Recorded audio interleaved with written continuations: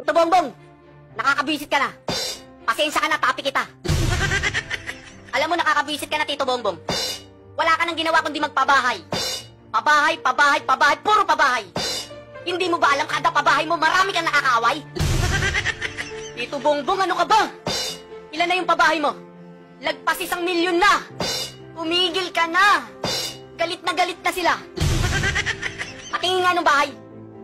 Wow, amazing. Alam mo, Tito Bongbong, ang lakas mo mga sak talaga. Biruin mo sa mga magsasaka, mamimigay ka pa ng titulo ng lupa.